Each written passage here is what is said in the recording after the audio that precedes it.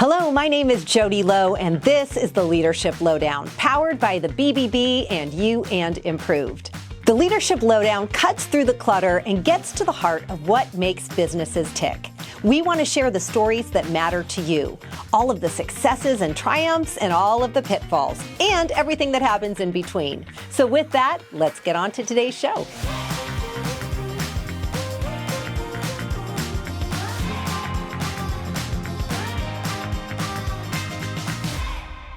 Well, hello and welcome back to the Leadership Lowdown. Today, I am so excited because I am sitting across from my brand new best friend, Joshua Plummer, who is the owner of Destination Baby Co. So welcome. Thank you so much. Okay, so I have to tell you, in reading your bio and all about you and hearing all about you, because your reputation does precede you in the most wonderful way, I have been so excited to hear your story. Destination Baby Co. I know that you've been involved with the BBB and Torch Awards and different things. So tell us first, before we get to all of the fun, where did you come up with this idea? What do you do? Tell us.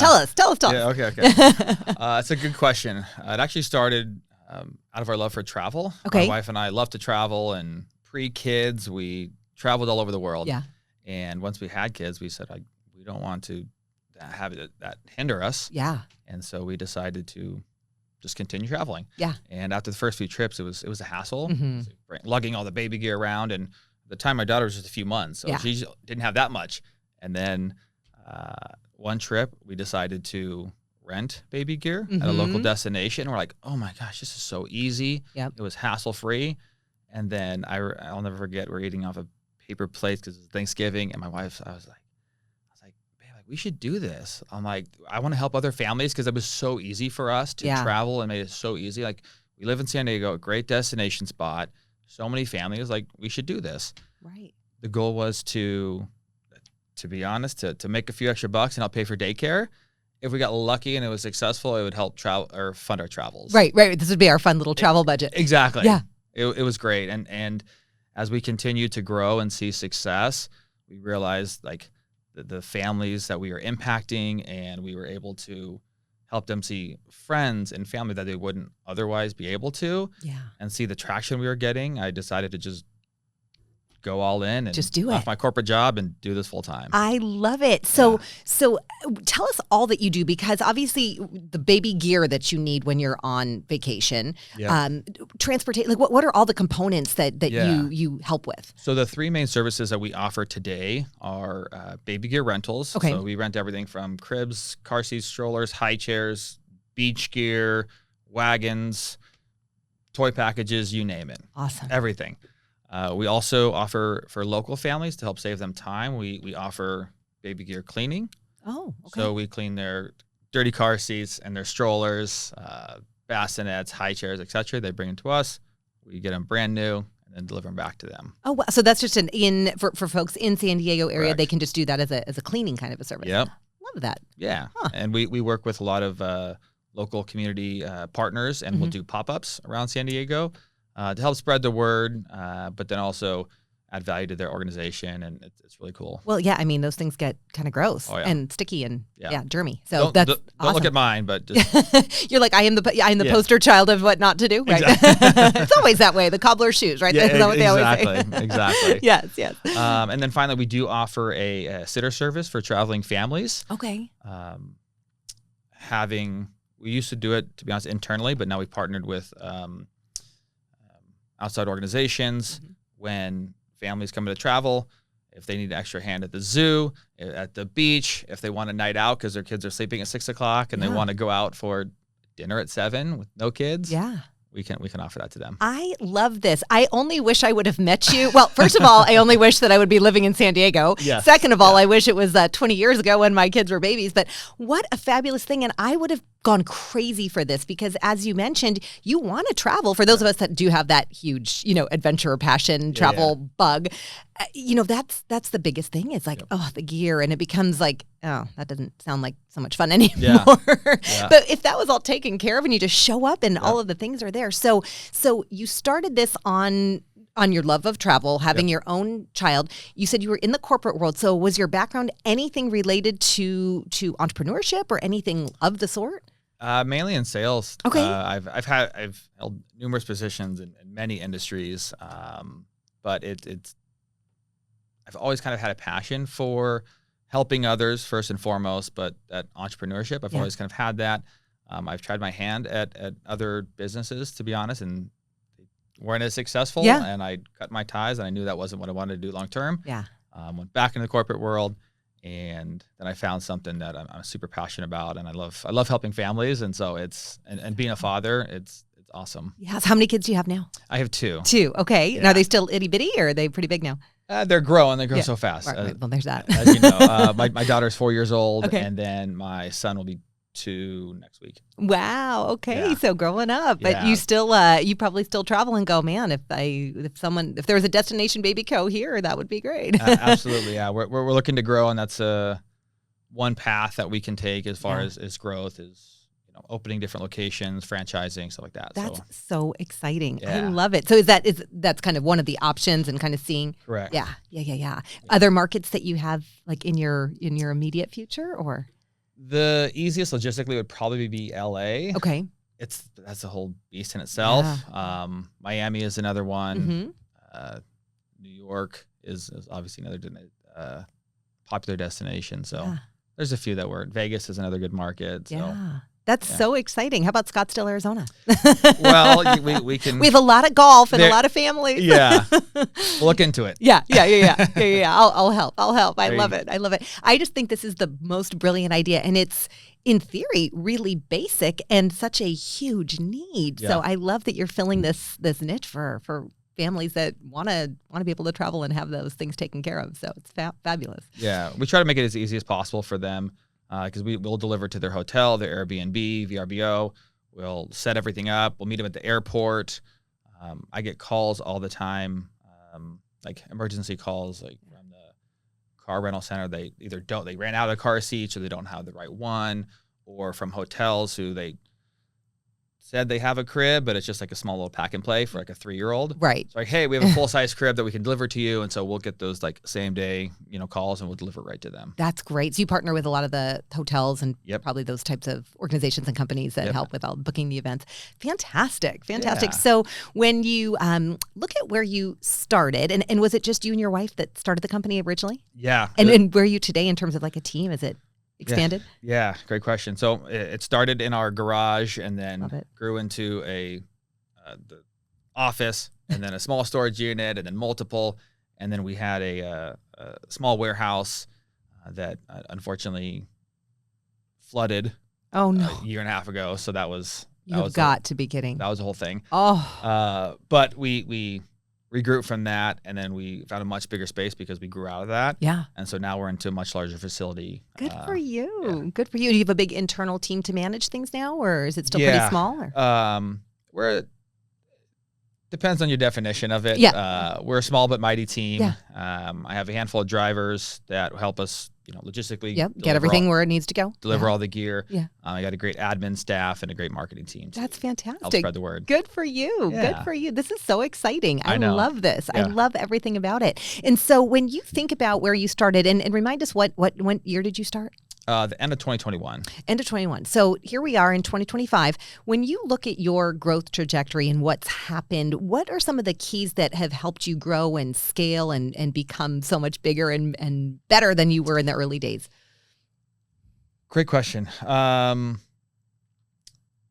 would say, it sounds cliche, but great customer service, sticking to our core values, and I think understanding our why and having a passion for what we do. Mm-hmm. I think that we try to have that resonate with our families that we support. And because of that, we've had a lot of success with referrals, and also being strategic with how we market our services and different avenues. So we've had a lot of success, and we grew very quickly, and we're continuing to grow. Yeah. And I have a lot of great mentors that help us, have helped guide me become a better leader, become a better coach, and a better business person. Yeah. And they have helped me realize growth is great, and we can you can grow and have you could have $1 million business, but if it costs you $990,000 to do it, it may not be worth it, right? So really being strategic on our strategies on growing the right way is something that we're putting a lot of emphasis on. Absolutely. Well, and it is so true because what, A, defines success, and B, if it's obviously the dollars and cents side of it and keeping the doors open and the lights on. And it's also, is this repeatable, scalable? What can we grow this into? Correct. And not everyone's path is, growing to multiple markets. Some people want to keep it, as a lifestyle business. Others, are looking for that growth trajectory and those sorts of things. So exciting. And you mentioned mentors, which was perfect because I wanted to ask you about that. Were there some individuals or opportunities that you've been a part of that really helped frame this for you in terms of, oftentimes I think as an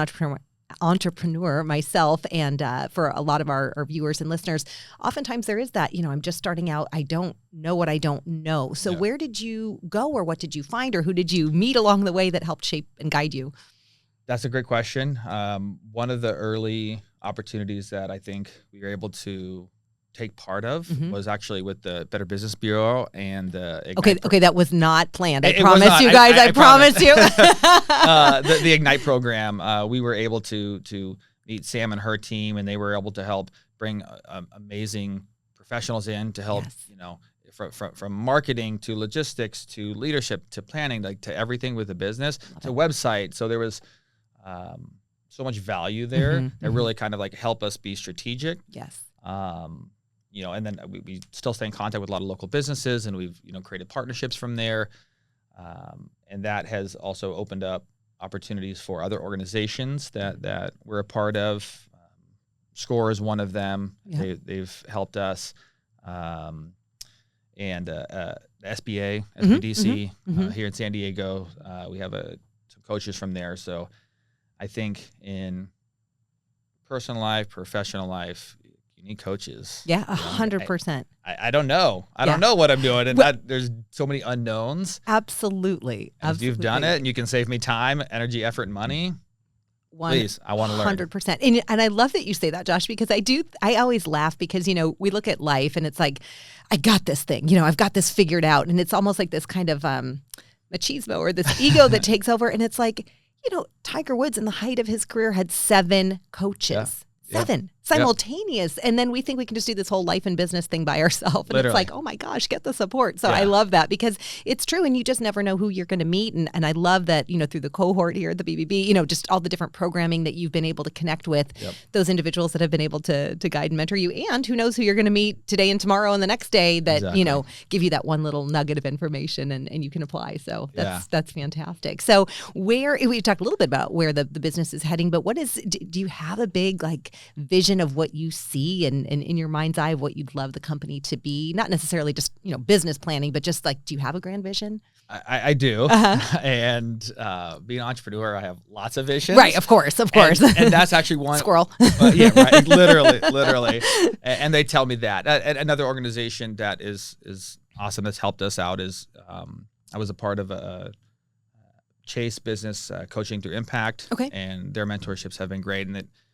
But I think all of the leadership has helped me stay focused. Yeah, which is important. Yes.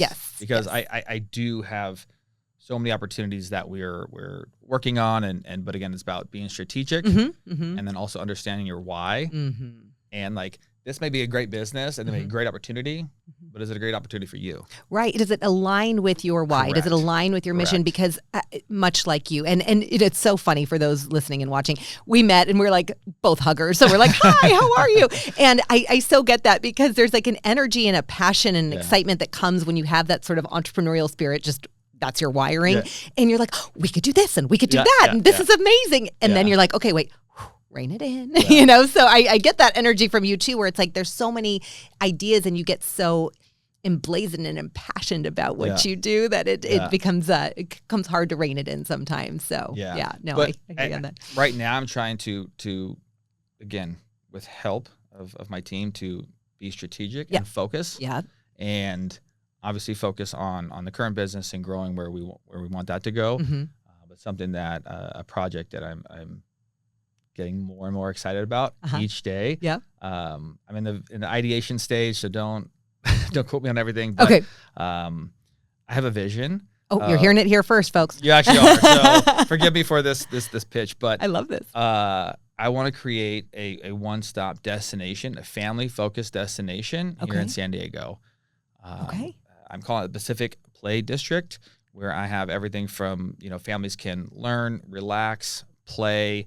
They have a family resource center to, bring obviously the local community together, but then also a leisure aspect of it, a travel aspect of it. So traveling families can come, and we are, it's going to be awesome. I'm so excited. So is there a timeline on this, or is this just ideation phase? That depends on if I can find the right investors and the right vendors and the right people to help bring this vision to life. Yep. Right now, and if things can go to our basic timeline right now, hopefully 2028, opening 2028. That's exciting. So that's super it's a big exciting. project, and that's a long goal, but I'm very excited. That's awesome. Yeah. That's awesome. Well, again, a little envious that we don't have you in Arizona, because I could fill your roster, but we'll work on this. I like this. I like where you're headed. That's amazing. Well, I wanted to ask, so as part of the Leadership Lowdown, one of the things I love to do, and I think is so valuable for listeners, it's wonderful to learn about companies' businesses, and there's also and always that heartbeat behind the business, which is obviously the owner, the founder. Yeah. So I have a series of fun questions that first originated from a talk show in France. Okay. And so they're just kind of fun, but gives our listeners a little background into you and who you are. So a couple of fun questions. So Josh, what is your favorite word? Of all time, today. Sure. Yes. Yes. D. All of the above. All of the above. My favorite word, I would say, passion. Oh, I like that one. Yeah. I think that understanding your passion can help guide you in so many decisions. Yeah. And things that are going to help with that passion and help you find that passion, whether you have it now or whether you don't. And if they don't foster that passion, you don't need them. Yep. I am 100%. It's actually one of my core values personally and within my business. So I 100% am in alignment with that, because it's like, if you don't have that, it's just not going to be the right fit. So I love that. I love that. So contrary to that, then what is your least favorite word? Least favorite word, I would say can't. Can't. Yeah.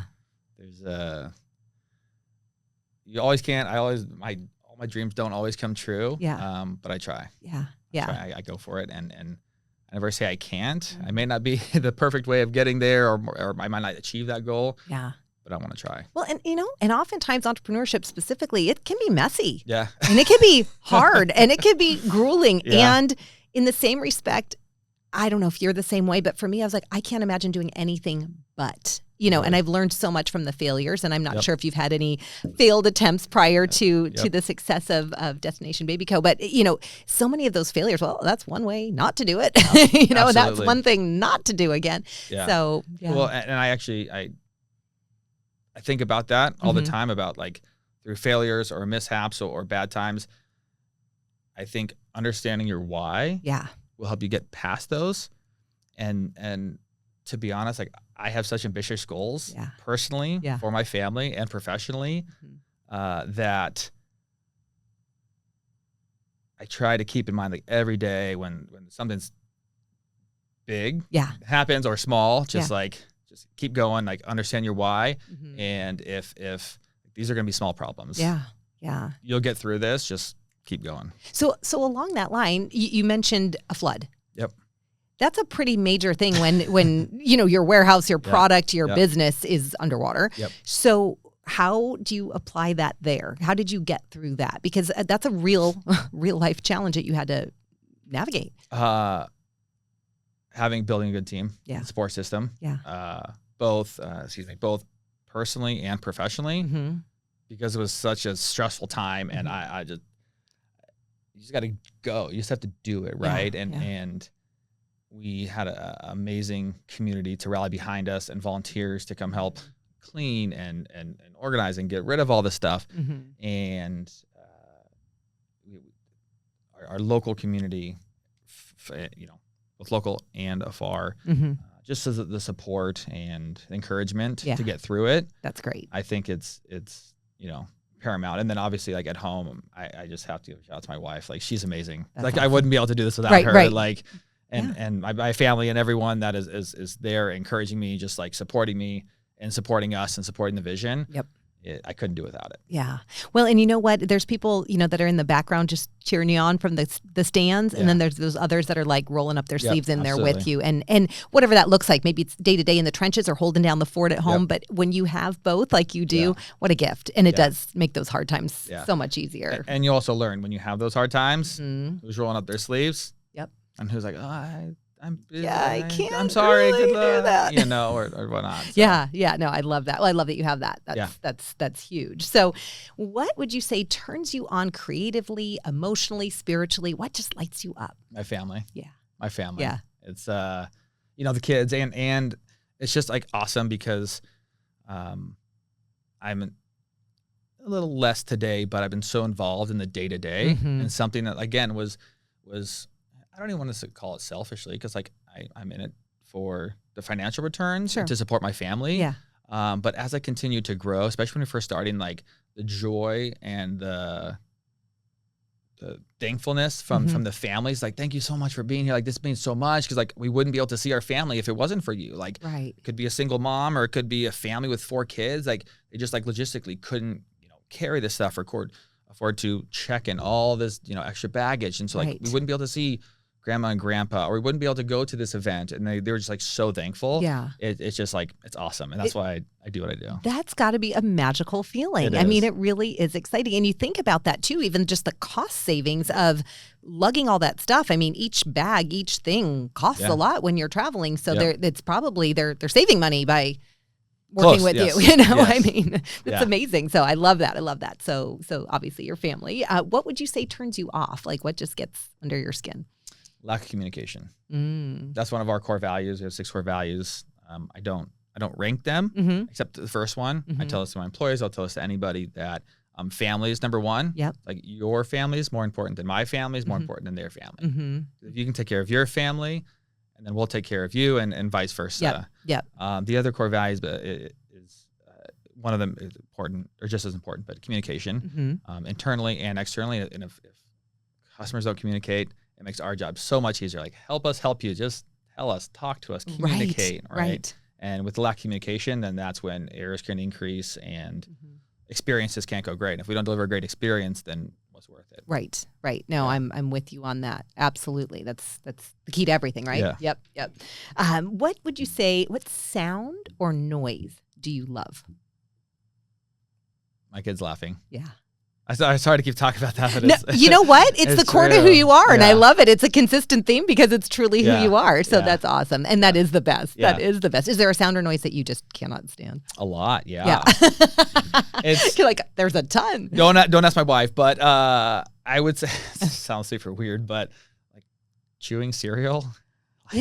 Chewing cereal. So I don't know. I love it. That is a new one, and it's so precise. Yeah. That is. Chewing cereal. Okay. Yeah. Okay. So is the kids chewing cereal? No. Or no? And they're okay. See, the kids are okay. They get away with it. It's adults. The funny thing is like I'm probably the loudest chewer of them all. Of course. I get it. Yeah. I get it. But just I don't like it. That is so funny. I get it. We all have our things. Yeah. That's why it's a fun question, right? Yeah. So if you had a profession other than your own, what is it that you've always thought like that would be fun to do, or I wish I could do, or teacher.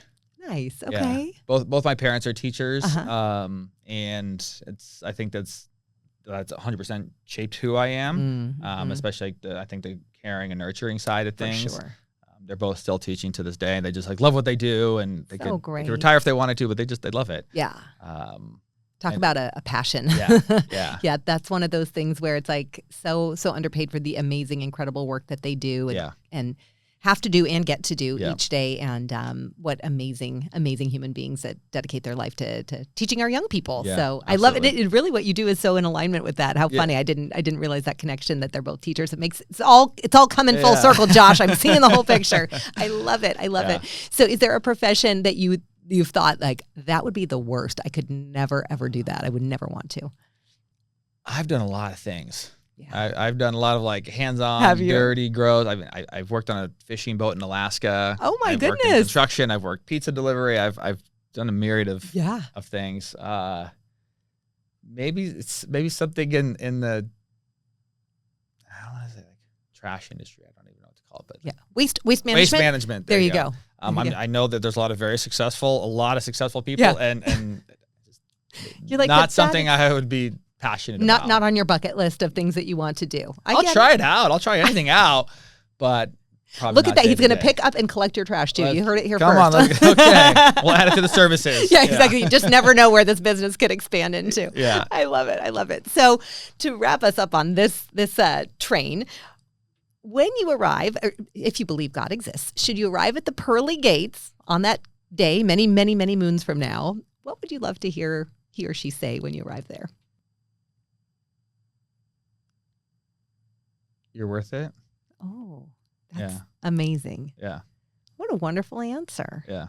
What a wonderful answer.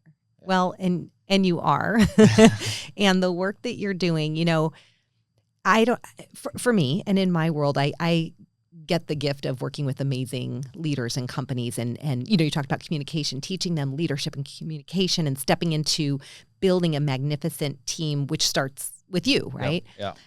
In the short 30 or so minutes that we have known each other, Josh, your heart is like bursting out of this room. Your passion for what you do, your passion for family, your passion for helping other people. And it's so in alignment with what I love and get to do. So it's just so exciting, because it's not a doubt that that's what you'll hear. Yeah. And the exciting part is I really believe that what you do through the work you do is helping other people feel that they're worth it, that they're worth that time with their family. They're worth, they're making an investment into, creating memories and time and experiences that they wouldn't have without you and your service. Yeah. So kudos to you for taking the leap. It's not easy to be an entrepreneur, and that you're doing it, and you stumble and fall, and then you learn and you grow, and you watch the successes and you learn from the failures. It's pretty exciting. And so just kudos to you, because it's not everyone that can do what you're doing, and you've taken a niche of business and expanded it and made it into something so beautiful. I can't wait to watch and see where this goes from here. It's really, really exciting. It'll be great things. Yeah, absolutely. A lot of great things. Absolutely. So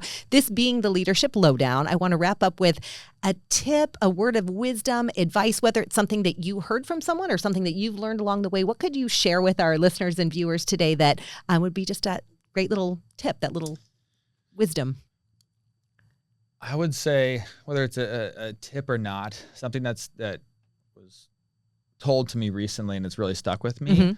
Mm-hmm. One, I'll try and make this quick. It's about gardening. I love gardening. Okay. So this is an analogy. Yeah. And essentially what it is having a vine, mm-hmm. having your plant and what you're putting your time, your energy and effort into. Yes.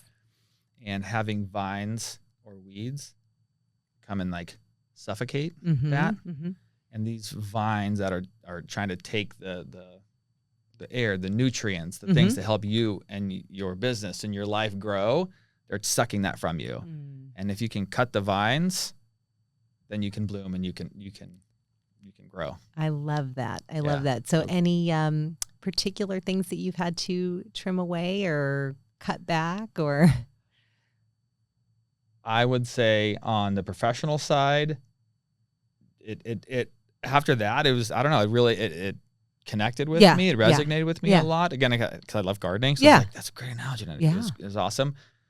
Really paying attention to my expenses and just giving me like a wake up call, like, hey, if we want to increase our margins and be more successful, hit these certain goals, we can control, and those are the expenses. And so it's like, hey, cut the waste, cut the things that aren't helping us thrive and helping us grow and taking from us. Yep. Well, and I mean, it's such an important point too, because again, you have ideas and growth and these things. So you have to watch those expenses and keep that singular focus, not to say you can't expand, but, make that main blossom, bloom so that you can then, keep keep growing. So I love that. Great word of wisdom. I love it. I love it. Well, Josh, thank you so much for sharing all about your amazing business, your amazing path to getting here. And with that, my name is Jodi Low. This has been the Leadership Lowdown. We appreciate you being a part of today's show. Appreciate you being here, Josh. And with that, remember, remain curious because leaders are learners, and keep leading with love. Thank you so much. And thank you so much for being here with us. Appreciate it. Bye.